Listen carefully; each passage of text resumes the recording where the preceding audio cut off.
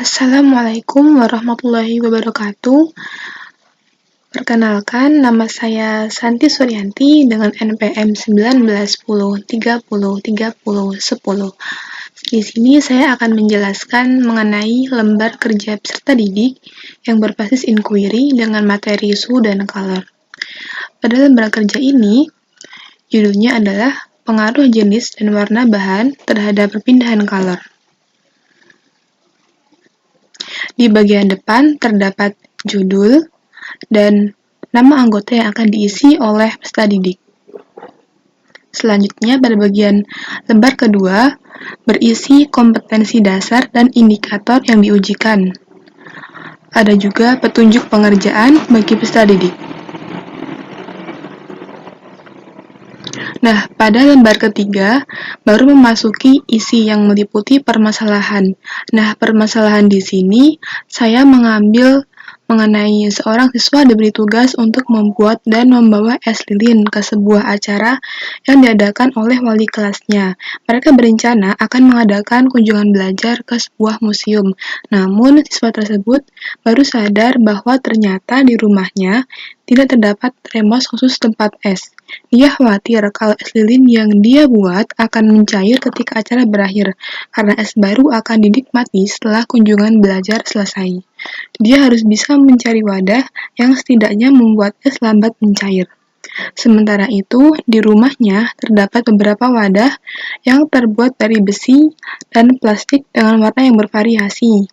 Nah, wadah manakah yang cocok digunakan agar es tidak cepat mencair dan bagaimana tips agar es tetap beku?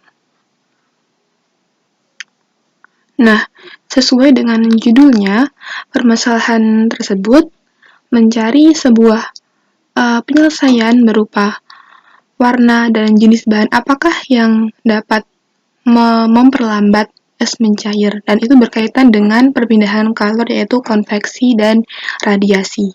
Selanjutnya yaitu tujuan.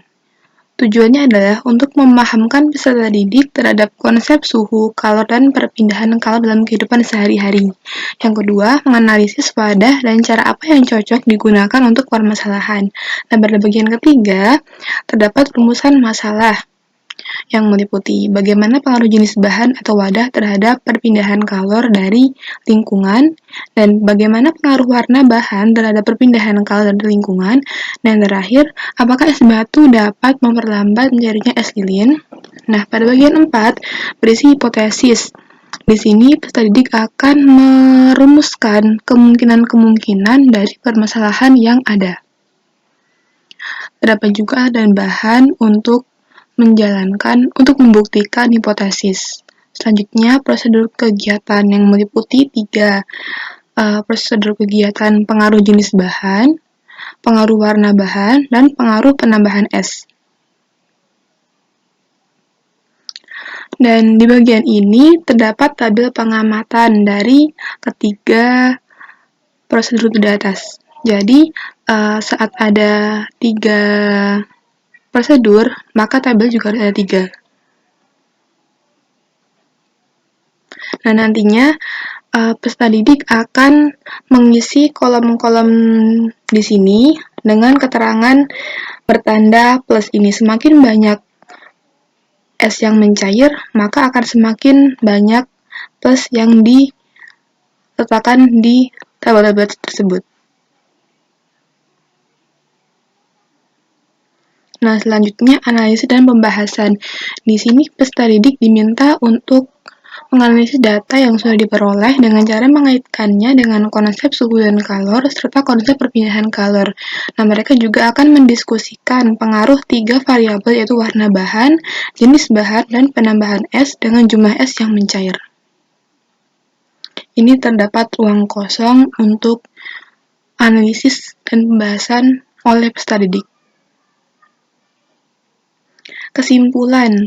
Nantinya peserta didik akan menyimpulkan sebanyak 3 kesimpulan sesuai dengan rumusan masalah yang disediakan di atas. Nah, latihan slide ini berfungsi untuk melatih dan menambah pemahaman peserta didik mengenai materi yang dipraktikumkan. Terdapat 4 latihan soal, dan caranya dengan didiskusikan bersama anggota kelompok masing-masing.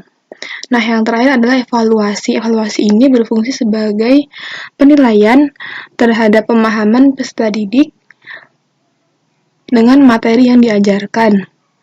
Soalnya 6, karena materi yang diajarkan 2, yaitu kalor dan perpindahan kalor.